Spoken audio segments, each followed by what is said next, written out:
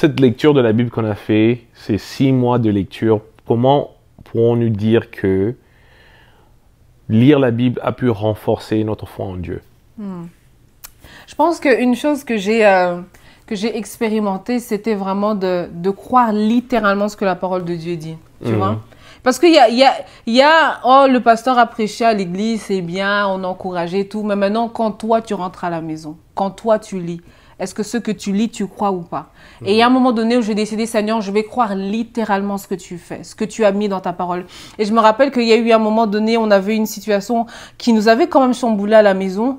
Et au fait, on a fait ensemble littéralement ce qui était écrit dans la parole de Dieu. En mettant la foi dans ce que la parole de Dieu a dit, en disant, Seigneur, comme cet homme a fait, nous aussi, on va le faire maintenant. Et moi, je crois que ça m'a vraiment aidé à grandir dans ma foi, à me dire, Seigneur, vraiment, j'ai envie de croire dans ce que tu dis. J'ai pas envie juste de lire la Bible et à la fin de l'année dire, waouh, bravo, Christelle, check, lire la Bible en entier, tu l'as fait. Mais que cette parole produise la foi en moi. Et ça, de lire la parole de Dieu, le plus tu lis, c'est ce qu'elle produit en fait en toi. Et comme on dit, la foi vient de ce qu'on entend, et ce qu'on entend vient de la parole de Dieu. Moi, je dirais que plus tu écoutes la parole de Dieu, plus ta foi elle grandit. Et pour moi, les deux sont liés. Grandir dans la foi ne peut pas se faire sans grandir dans la lecture dans la parole de Dieu, tu vois. Donc, les deux vont ensemble. Si tu veux grandir dans ta foi, si tu veux avoir une foi qui est plus forte et plus ancrée, le seul secret, c'est la parole de Dieu, parce que c'est là que se trouve la vraie foi, c'est là que tu comprends qui est le Dieu que tu pries, qui est le Dieu que tu cherches et qui tu es réellement, parce que la parole de Dieu te révèle réellement chaque jour qui tu es en Christ. Je pense que si l'une des choses que personnellement, j'ai toujours été quelqu'un qui est très positif, qui est souvent motivateur, qui encourage. Moi, je suis la personne dont on n'a pas besoin trop de me motiver pour motiver les autres. Je suis naturellement quelqu'un qui est encourageur et tout ça. L'une des choses que j'ai découvert par rapport à la Bible et Dieu, surtout même par rapport à ma foi en Dieu, c'est de voir un Dieu qui est là, même dans les problèmes et même quand je ne sens rien. Je pense que lire la Bible m'a fait comprendre que j'ai vu plein de personnages bibliques qui ont traversé des moments très difficiles. Par exemple, lire le livre de Job a été un moment qui a été assez... Il y a beaucoup de moments perplexes. Tu te dis, mais qu'est-ce qui se passe? Mais comment Dieu le revoit comme ça? Mais comment lui aussi l'a pensé comme ça? Comment? Donc, c'était pas toujours facile de se dire, ah, mais...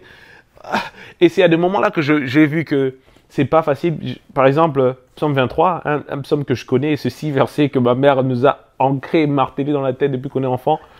J'ai vu ce verset très différemment en lisant la Bible cette fois-ci.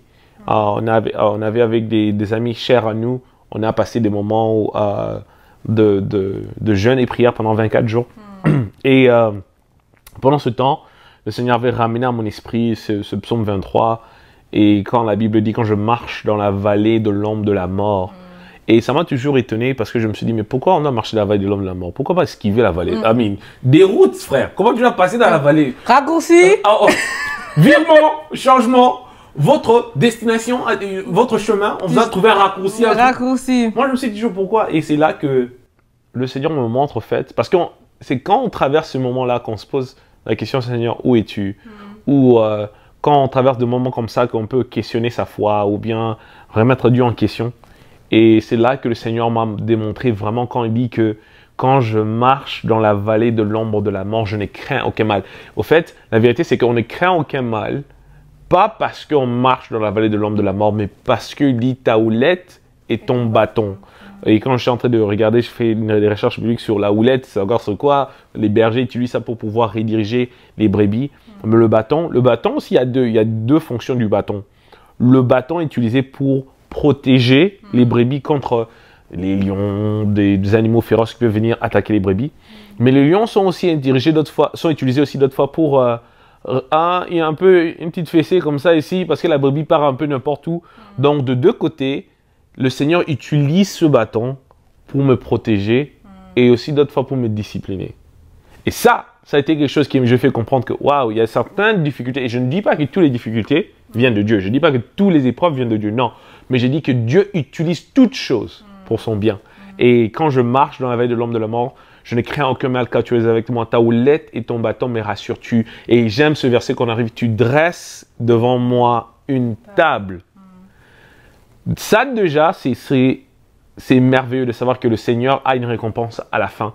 Mais la Bible dit, en face de mes adversaires, Dieu sait, et c'est la chose que j'ai beaucoup aimé, il a dit que